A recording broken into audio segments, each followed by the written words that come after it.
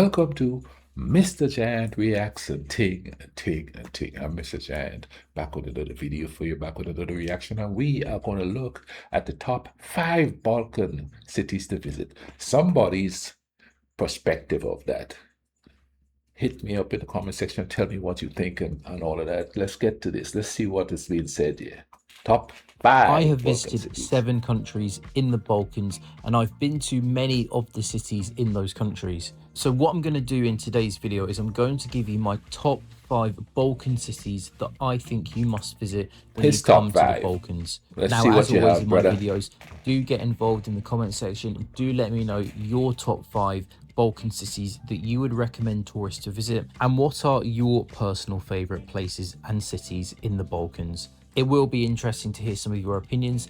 Now, what I'm going to do is I'm just going to give you some honourable mentions that don't quite make my top 5 cities that I would recommend in the Balkans. Thessaloniki in Greece would be my first honourable mention. It's a really nice city, not as touristy as other places in Greece, but really nice architecture, a very vibrant city, good food. It's slightly cheaper than Athens, but there isn't as much to do as in Athens. My next honourable mention would be Mostar in Bosnia and Herzegovina. You've got a lovely old town, lovely buildings, Monster. very And beautiful I know architecture, Monster. lovely old bridge with a What great about river that? running through it. Can get very packed with tourism though, especially in the summer, but the prices there are very affordable accommodation and affordable food. And my last honourable mention would be Plovdiv in Bulgaria. Again, lovely architecture, beautiful old town, lots of cobbled streets in the Kapana district.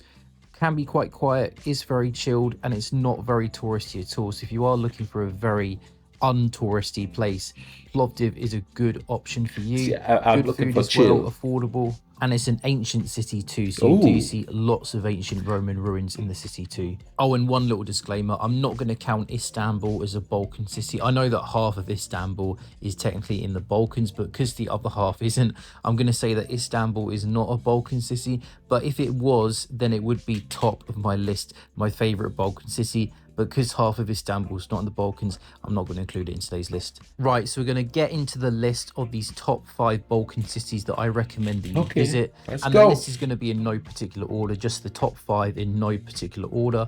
So we'll start with number 1, but very quickly before we do that, are you interested in making money online? These days, we're all looking for side hustles and ways to make an extra bit of money. And to be honest with you, I found a side hustle which I do believe is really good.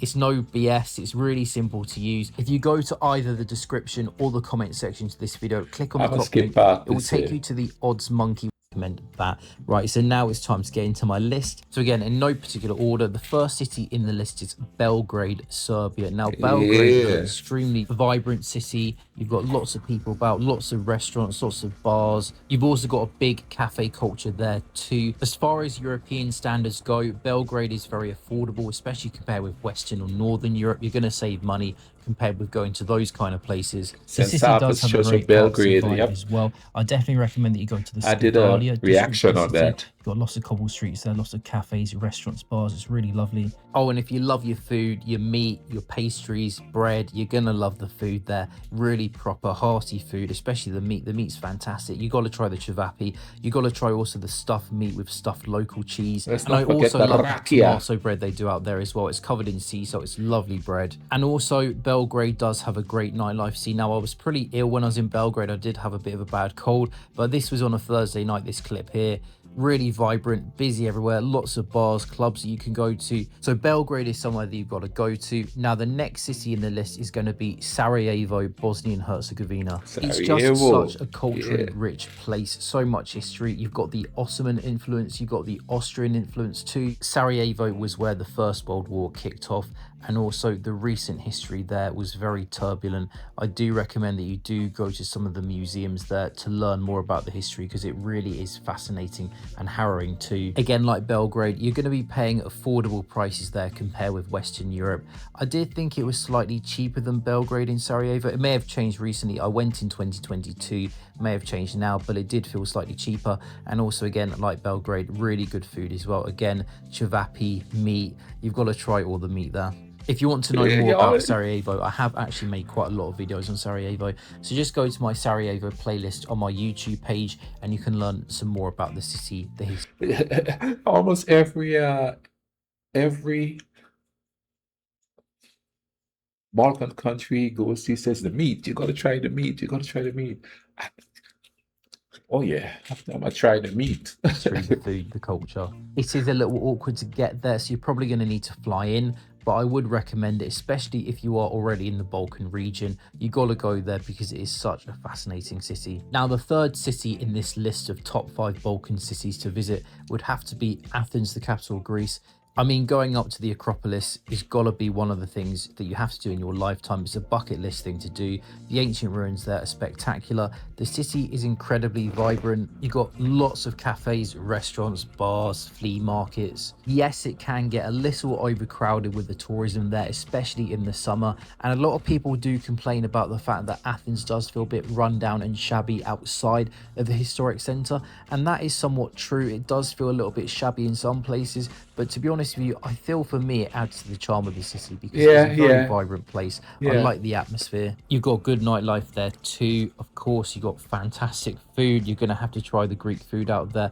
I do like the yogurt kebab. That is my favorite food out there. And of course, you've got to get a Greek gyros too. And one thing I would recommend for Athens, do go to a rooftop bar because you do get some fantastic views of the Acropolis, the Parthenon at nighttime. And also, no, it's not as cheap as both Belgrade and Sarajevo, but for me, you've got to go to the Acropolis. You've got to go to Athens at some point in your life because I do think it is a fantastic city to check out. See, I don't know. I'm trying to think of a time that I actually wanted to go to Greece and stuff like that.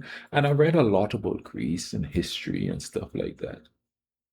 And I think it's because of the massive tourism in those places that, you know what I'm saying? Because me, I like to travel, but I like to go to like places where it's not too touristy. You understand what I'm saying? Because I think the touristy element takes away from it because a lot of tourists they don't really respect because I'm from a tourist island. I'm from an absolute tourist island. So, you know, and they don't really respect the local culture, the this, the that, the other. They don't come to touristy places looking at it from the people that live there and the history of the places uh, perspective. They go look at it from their perspective. You know what I'm saying? And you could see it in the way they move about and the expressions on their face and stuff like that. And maybe it might be different when they go to Greece and stuff because of the history and the age of it. I'm just talking about the experience from the Caribbean when they come there. And then when they write about it, because I've known several people who come back from there, they're like, oh, this is this. And they just look at the bad stuff of it. They don't immerse themselves into the culture. You know what I mean? When you do touristy stuff, you immerse yourself into the surface section of the culture, really, you know? Now, the fourth city in my list is going to be Split, Croatia. Now, for me, Split is the best city to visit in Croatia. Split. Split isn't really cheap. It is the most expensive city in this list today that I'm giving you, but it's still cheaper than places like Dubrovnik and Hvar, also in Croatia, because Croatia these days is very expensive. But Split is a really vibrant Huh. city, I didn't especially in the expect summer. Croatia to be You've got lots of expensive. bars, restaurants, cafes, really good nightlife there. You've got ancient ruins. You also do have some good day trips you can do there. You can go to the Kirkin National Park. You can go to the island of Hvar. If you are looking for a more party trip when all the bars and all the clubs are open, I would recommend going during the peak season. That's when the city is going to be at its most full. But if you do want a more relaxed experience, maybe go during shoulder season when the weather is still pretty decent, but the crowds aren't there. Your peak times will be June, July, August, but your shoulder season, May, September. See, that's what's so cool about the Balkan region. You could just be walking down the street and boom, you're walking in some ancient ruins or something. You know what I mean? And people are just walking around like, oh man, I wonder what it would be like, let's say, if the people from the ancient times were still around, looking at all this like strange stuff and just walking around, you know? That is so cool to think of, you know what I'm saying? Those are still good months to go. And now the fifth and final city in the list is Kotor, Montenegro. And Kotor has some of the most I've heard of spectacular Porto. views you will see. The Kotor Bay is incredible. I definitely recommend that you go up to the fortress. It's called St. John Fortress. Unfortunately, you do have to pay to go up it, but you can pay by credit card. Now, the actual old town itself is stunning, beautiful Yeah, architecture. look at that. Actually reminds me a lot of Dubrovnik, just a cheaper version. Though I must say prices in Montenegro are not cheap, and they are certainly creeping up and up and up, but still not quite as expensive as Croatia, so that's good for now. And also, if you do like cats, there is a cat museum in Kotor as well.